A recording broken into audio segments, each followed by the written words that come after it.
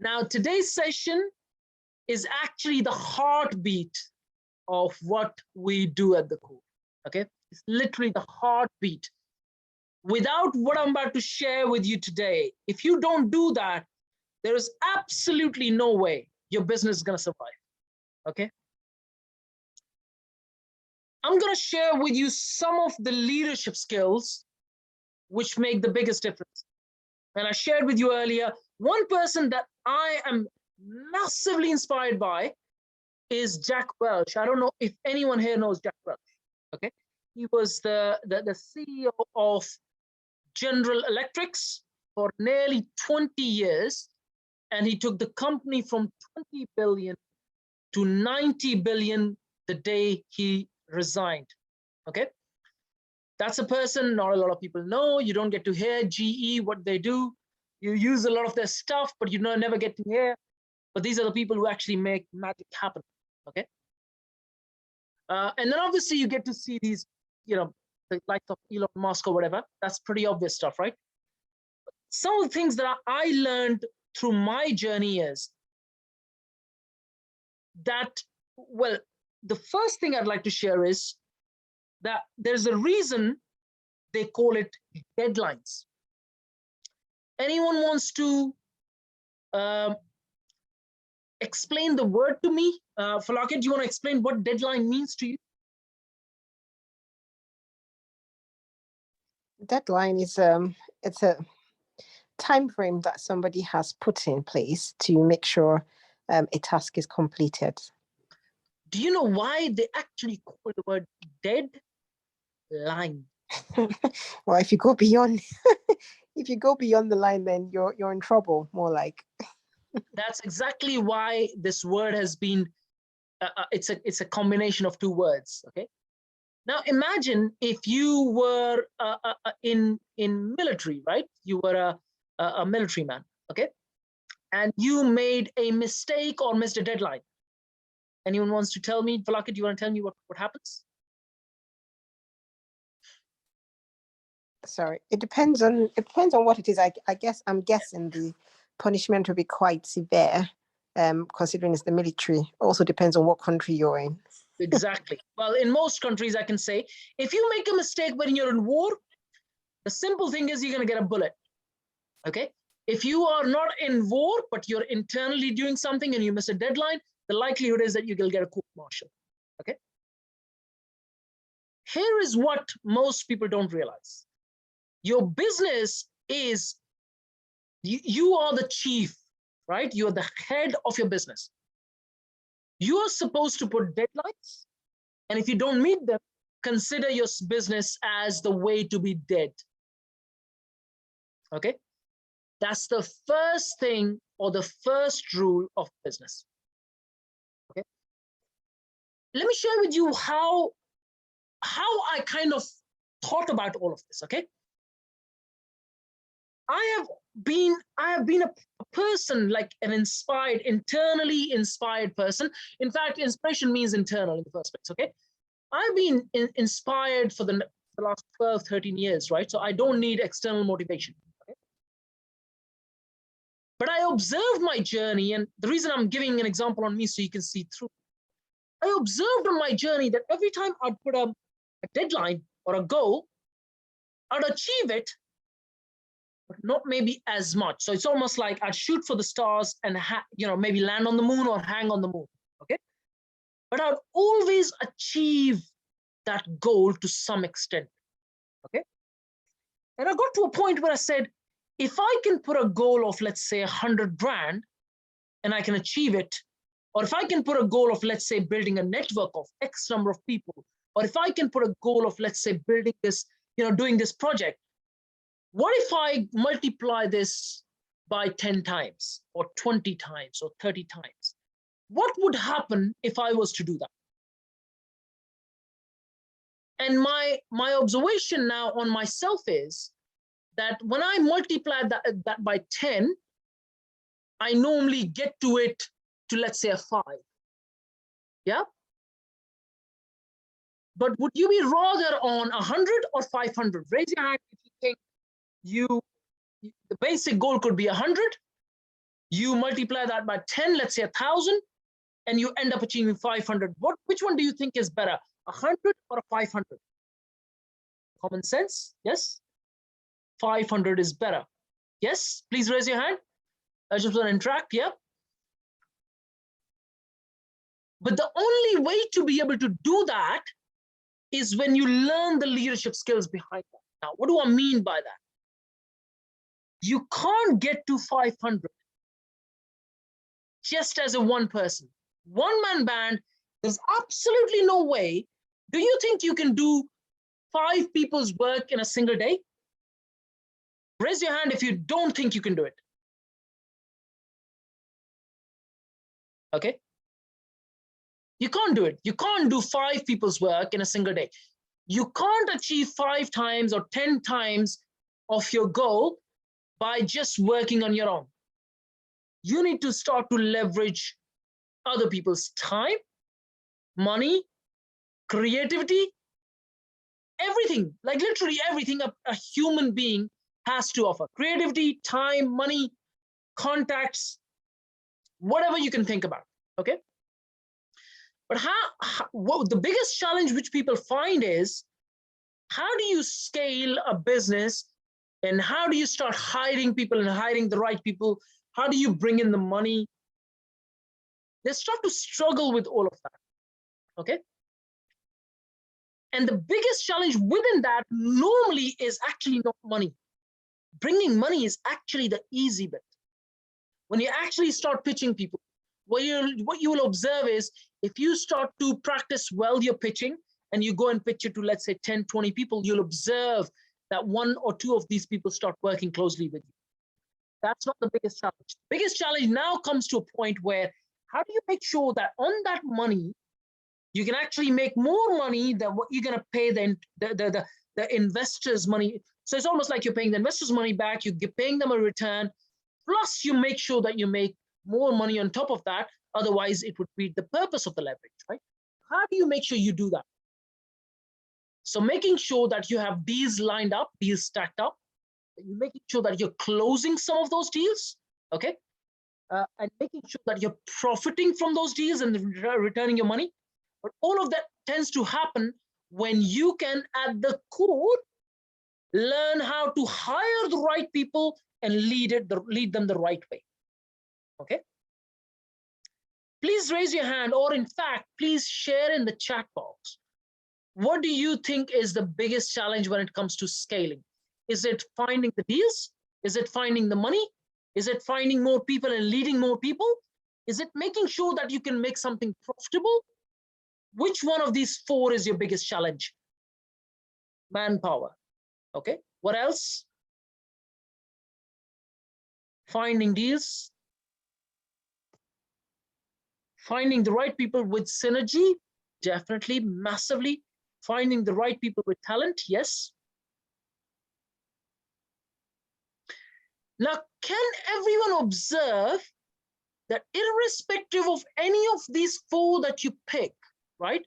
Hardworking, reliable staff, yes. If you pick on any 4 of these, right, you either pick finding the right deals, is to do with people. Finding money is to do with people, investors. Finding the right staff or people to work with is to do with people. Making sure that they work hard, they are reliable, they use their creativity towards the company. Please raise your hand if you can see through that every single one of these 4 factors are correlated or related, or not correlated, sorry, related directly to human beings, right? Human beings. And the funny thing about human nature is we are not predictable. Yes, we are not predictable. Human beings are by nature not predictable. Okay, there's actually another word for it. I keep forgetting about human nature.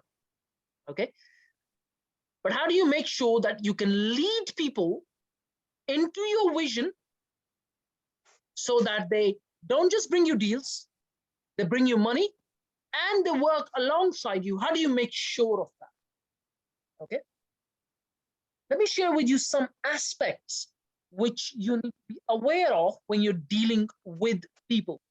Either you're dealing with agents, you're dealing with investors, you're hiring more staff, or you're looking for more subcontractors, or for that matter, making sure that you actually make the project profitable in and itself. Okay. And that depends on humans as well, right? It depends on you as a person, as a leader, and it depends on people who are working alongside you. Okay. Here are some of the factors which make the biggest difference. Human beings at the core need a few things, right? They need food, shelter, respect, being heard. Okay. They want to see themselves growing. They want to see contributing to the company and to the idea that they're working towards. Okay. If you don't give a human being all of this, raise your hand if you think that wages is the primary reason people pick jobs. Raise your hand if you think wages is the primary reason people pick jobs. It was a trick question, guys. It's actually a secondary in the list. Okay. People do not take decisions based on how much money they're going to make. That's a secondary decision. The primary decision is, thank you, Ali, for that. And Ali has actually written in the chat box, is they want to see being able to contribute and being able to help in the company and the people that are connected with the company. Okay. So if you as an employee, as an employer can make sure that they get reasonable wages, which is a secondary factor, but at the same time, they're respected, they're valued, they're heard, and they feel that they're contributing to the idea, that's when they will be a bit more loyal to you. Okay.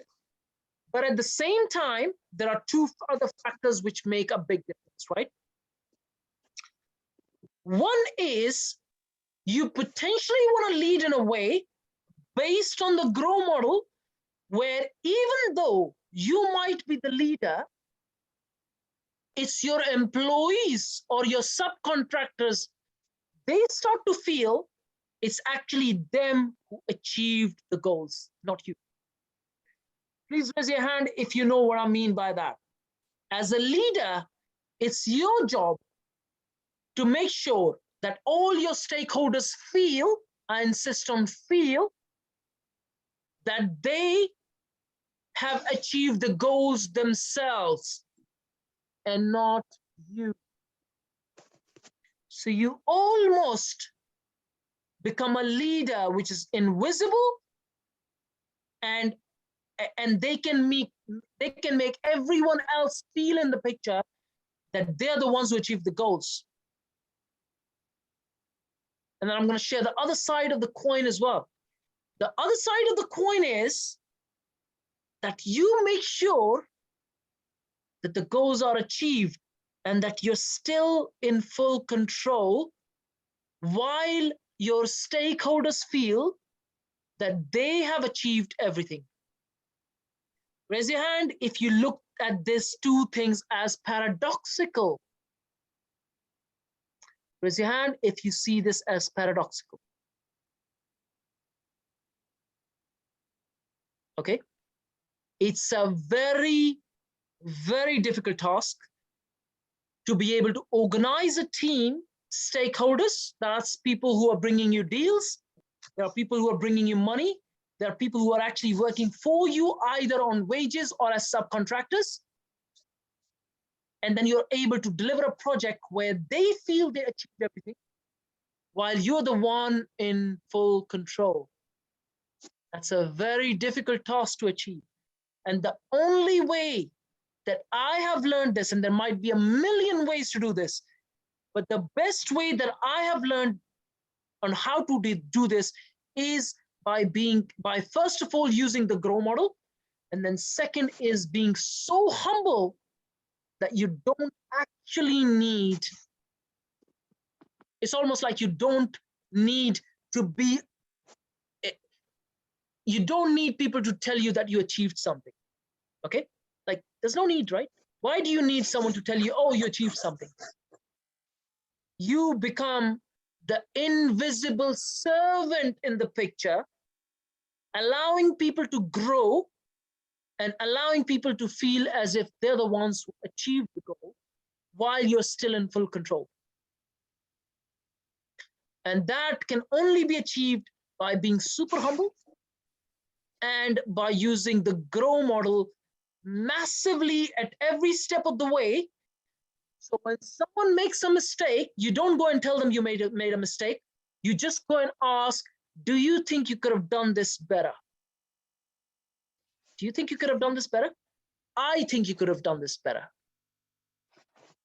Let me show you how some of the other people have done this. Okay, let me show you. Okay, not by attacking people when they actually do something wrong. Yes, they are very important, Ali. If someone is doing a really good job, you must look after them. I pay bonuses literally every week. Okay, but I don't go overboard. There's a limit to the bonuses, and they only are paid when they have actually performed that week. Okay. Now, if you, like I said, look at these two loss factors, the whole situation is really paradoxical. How do you make sure that the stakeholders feel that they're the ones who achieve while you are in full control? How do you do that? I must say, and this is something I learned the hard way, in my 20s, I used to be very upfront and I used to tell the way it is. Now I'm a bit more diplomatic. You have to be diplomatic. There is something called Pygmalion effect. I want everyone to write this Pygmalion effect, and I want you to actually check this on Google and read about this. Now, Pygmalion effect is actually based on sharing with someone about, I shared this earlier as well, on how it's almost like, let's say they make a mistake. You don't tell them they made a mistake. You tell them you could have done better. And if, let's say, someone has actually performed well, or for that matter, even if before they start the task, you tell them, you know what, I genuinely feel that you're going to perform really well. Okay, so it's like a psychological pre-effect of preparing someone to do well. Does that make sense? Okay, it's called the Pygmalion effect, and that's very much at the core of being a leader. Okay, so it's very important to get all of these factors right, making sure that they are paid good, not great necessarily, because if you start paying over the odds, you're not going to make a profit. And at the same time, making sure that they are intellectually growing, they're socially growing. It's your job as a leader to make sure that they're psychologically and intellectually growing within the company, allowing you to leverage their creativity in your favor. Okay, and allowing them to be heard so that they feel valued. And I promise you, the primary reason people leave jobs and the primary reason people do not work with people is because they're not heard and they're not valued and respected. Money is a secondary factor. Okay, so let's say you're speaking with an agent. He's got similar challenges as you. For example, he wants to make sure his company is profitable, or their company is profitable. They want to make sure that they get bonuses. They want to make sure that the deals get closed. Let's say you're working with investors. They want to make sure that they close more business, they make more money. So there's more freedom at the back of that. They can spend more time with their loved ones. Can you see I'm digging deeper at every step of the way in terms of human nature? Because if you ask any human being about 4 or 5 times why you do something, the eventual answer of most people always is that I want more freedom, freedom of time, freedom of money, and then I want to take that time and spend with my loved ones. Or for that matter, there are people that I've come across and they've just said, we just want to more travel more. Okay, but at the core is just freedom. But once you understand the fact that every human being is looking for more freedom, and that everything else that they do are the steps towards that freedom, then you can communicate accordingly, allowing you to lead them. Please raise your hand if you understand what I mean within a lot of respectful way, please. I don't like using the word understand. Please raise your hand if you know what I mean by that. Okay. It's super, super important to understand that human nature at the core just wants freedom. Freedom of time, money, who to work with, where to spend time, and everything else, right? It's just freedom. And everything that they do towards that are just steps towards that freedom, okay? And so let's say if they're working on a project, or let's say it's an estate agent selling a deal, they want to make more money to sell that deal, to be able to make sure that they can look after their family, or they to be able to take holidays or travel or whatever that might be. But if you become that person who can actually close that deal and then make sure that he gets paid well, or let's say you close that deal and then you take investors' money and allow them to make more money at the back of that, or let's say you take a project and make it more profitable, allowing you to make more money as a leader, you get more freedom as well.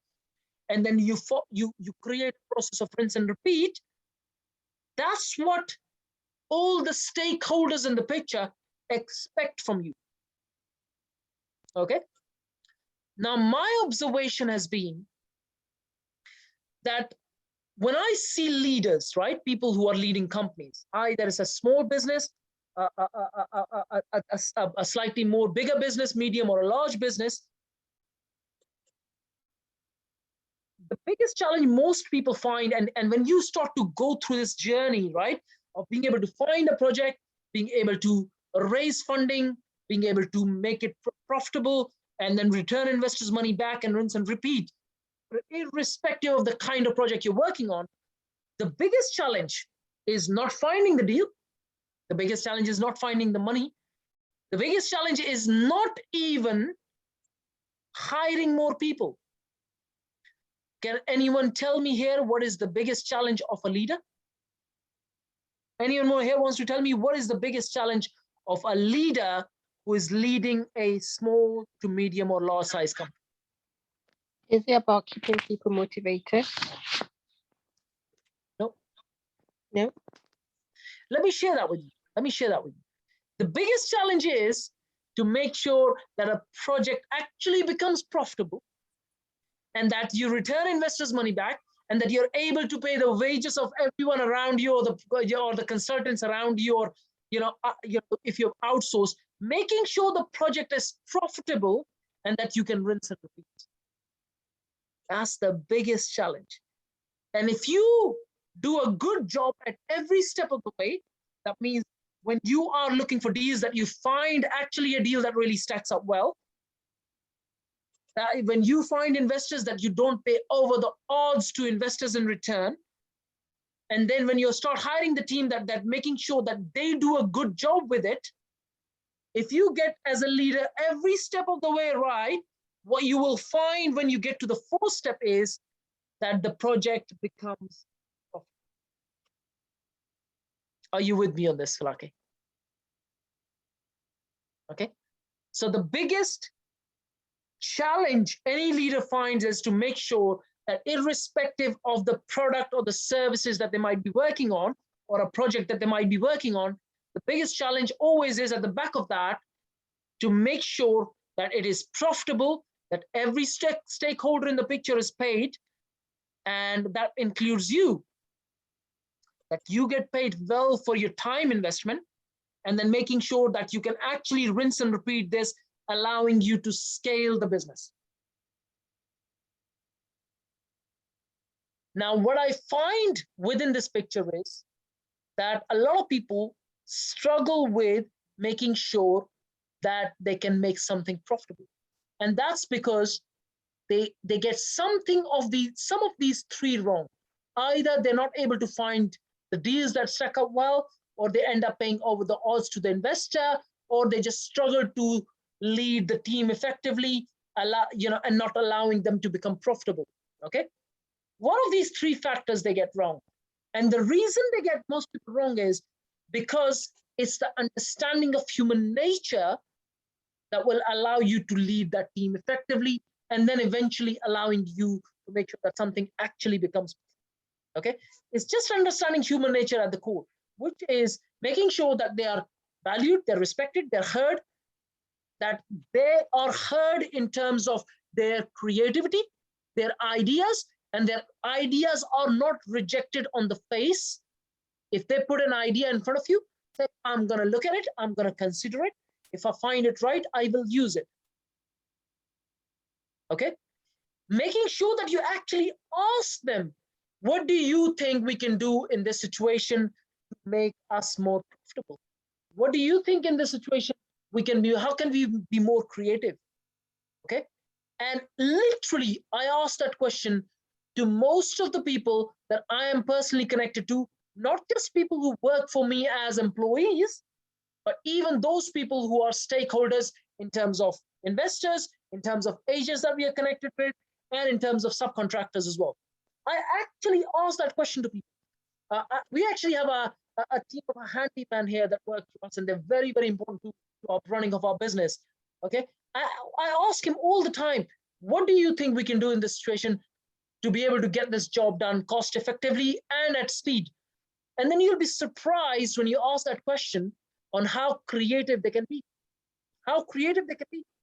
You ask that question, I ask this question to literally every single person that works for me. And literally many times they surprise me. Many times they surprise me.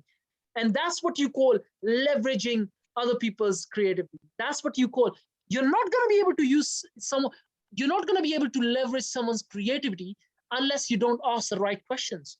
And those questions are always based on the GROW model. Okay, so learning to be able to leverage someone's creativity, again, sits at the core.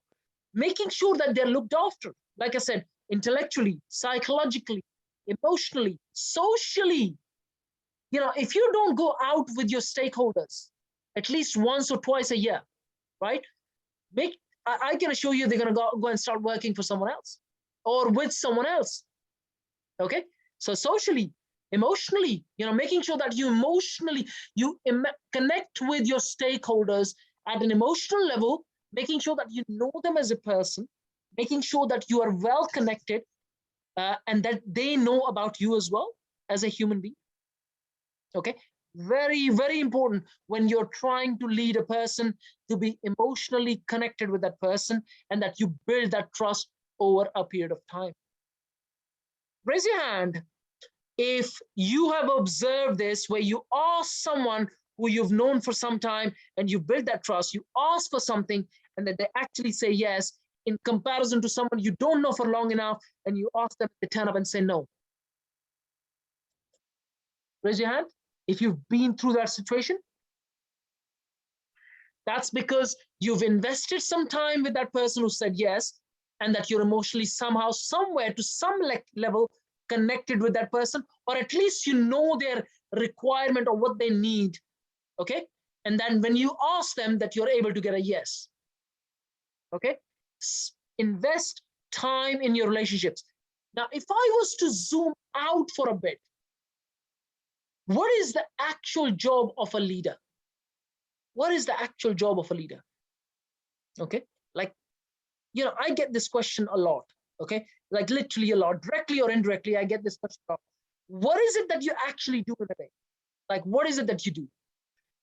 In most cases, I'm either analyzing deals, looking at deals, I'm speaking with investors, I'm making sure that the marketing, PR, and sales are done effectively, I'm looking at the finances.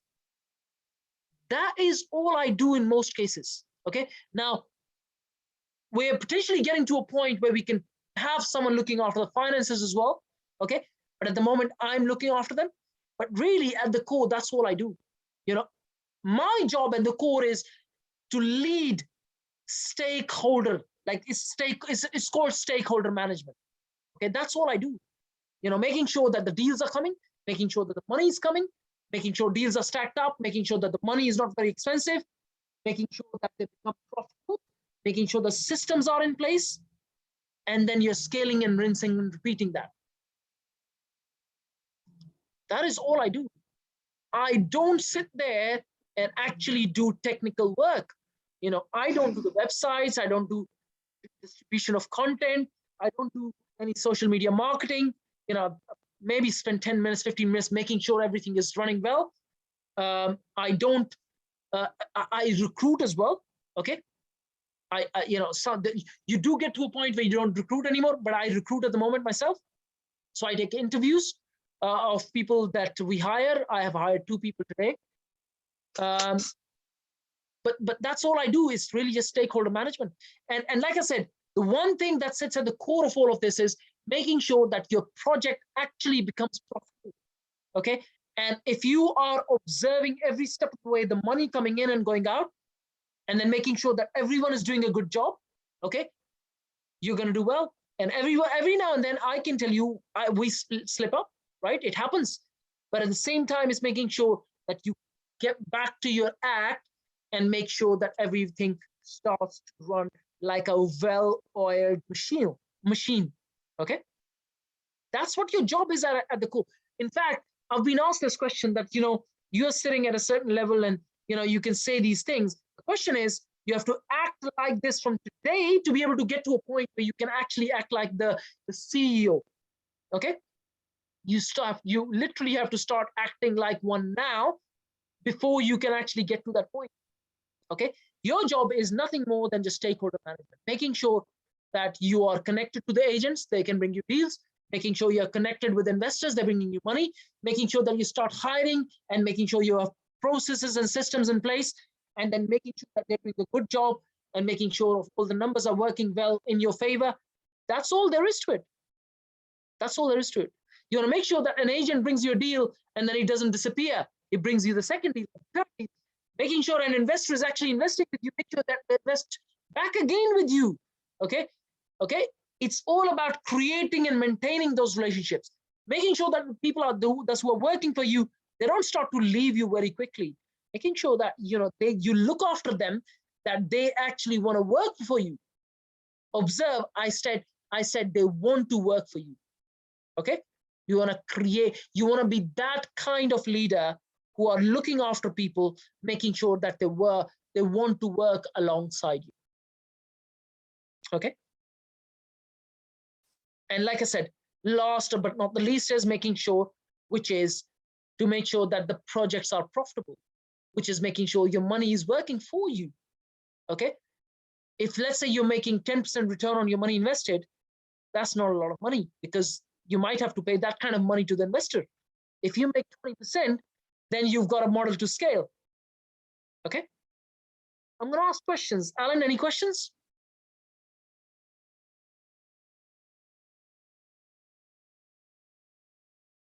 Ali, do you have, yeah, Alan, go ahead. Any questions?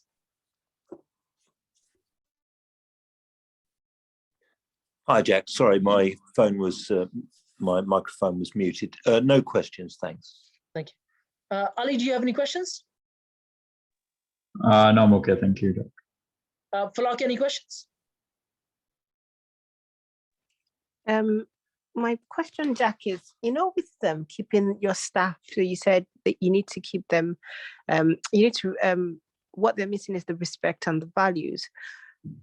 I'm just wondering, because you want to work towards your own values, isn't it? How do you then match the values of yourself and your employers?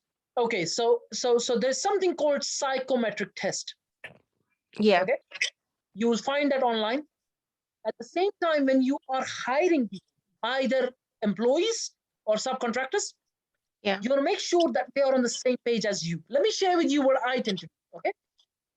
I'll give you an example on something that happened literally last week. We had about 6 or 7 contractors that came in to do some work on the hotel. And it's a substantial work, nearly like 10,000 pounds worth of work. So the first thing I said to them is, you know, if I was to give you a deadline, let's say the deadline is the 10th of the month, okay? And if you don't finish by the 10th of that month, unless there's a personal emergency, something happens in the family, then it's understandable. But if you don't finish on the 10th, do you want to tell me what happens on the 11th? What do you think they replied? I don't know. That was a standard question I asked every single contractor that walked in. And I said to them, if you don't finish by the 10th and you come back to me that you've had no personal emergency, I don't need you on the 11th. That's making sure that you bring them on the same value page as you. Does that make sense? Yeah. Now, that's just a one of an inexhaustible list of factors, okay? But before you start a relationship, make sure that you share your top values, okay? I share my values all the time, okay? Like literally someone sits with me, I tell them, top of the list is my workout, my health, okay? So if you call me and I'm working out, I'm not answering your phone, okay? The second thing in my list is literally my family. So if you call me on an evening when I'm out with my family, I'm just going to pick up the phone and say, I'm out with my family. I'm going to speak with you when I'm done. The third thing in the list is my business and everything else that follows. Okay.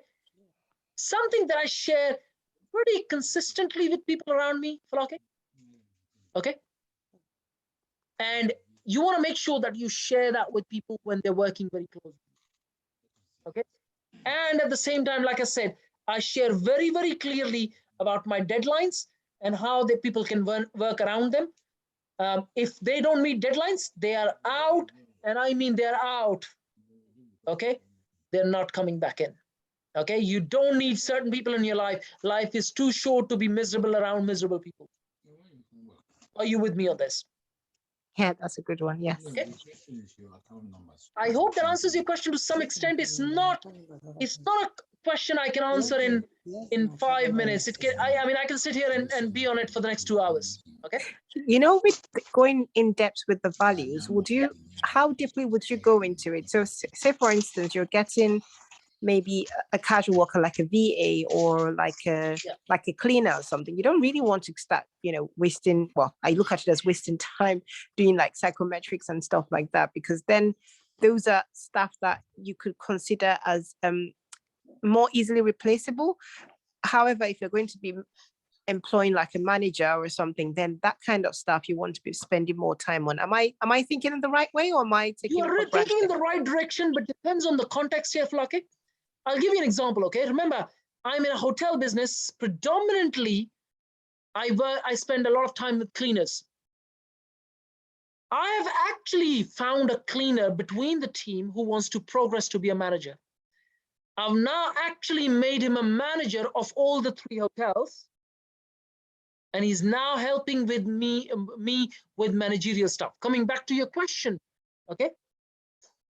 Yes, they're easily replaceable, but I still invest time in those relationships because I need these people to do a good job. Okay?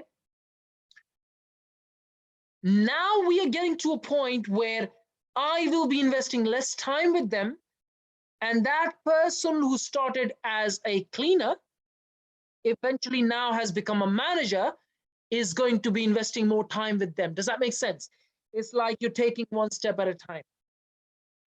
Okay. While he's doing that, I still invest some time with the cleaners, maybe not necessarily as much as when I started. Okay. Likewise with virtual assistants, when I started, I used to invest a lot of time with virtual assistant, making sure that they do a good job. Now it's a lot less so. Okay, because now they know quite a bit of what they do. Are you with me? Yes, thank you. Okay, so you kind of take it slowly. Remember, with human beings, slow is fast and fast is slow. So if you go too fast with human beings, what you're going to find is it's going to be a lot more challenging. Okay, Ali, you have your hand up. You have a question?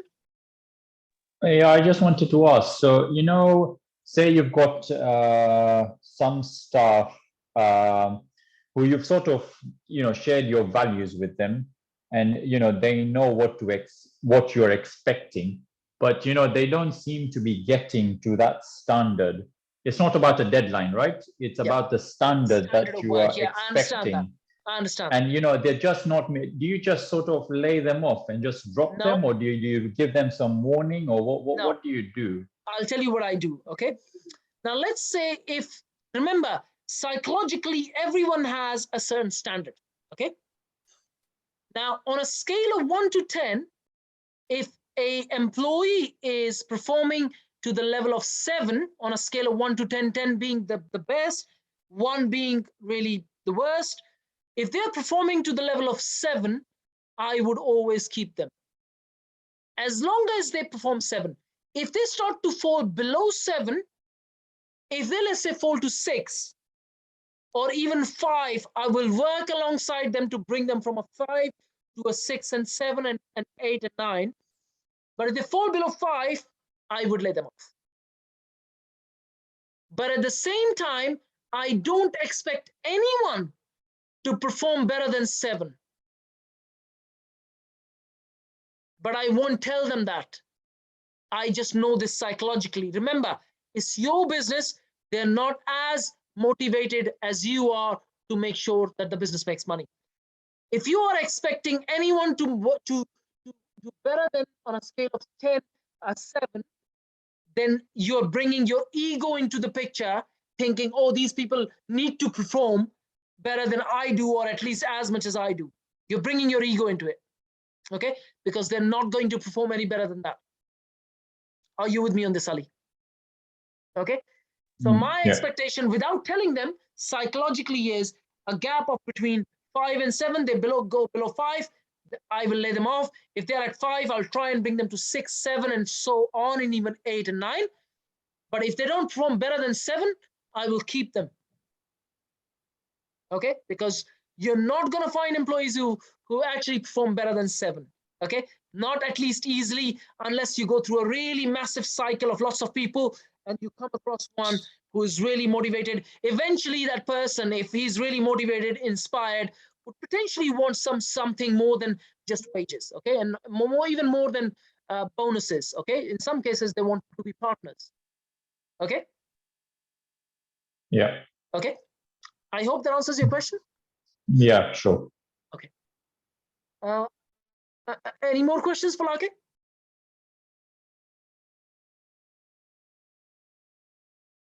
No, I'm good. Thank you, Jack. Thank you. Fortune, any questions?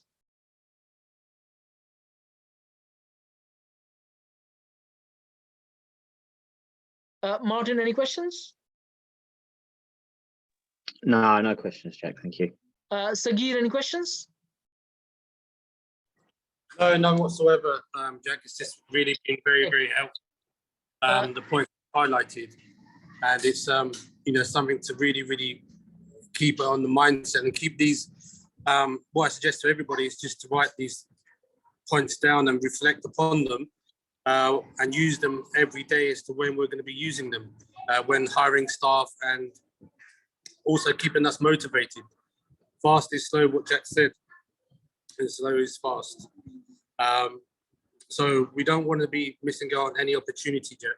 So all I can say from my point is just thank you so much for this, valuable training sessions. Thank you. Thank you. Thank you, Sagir. Thank you. Shelly, any questions?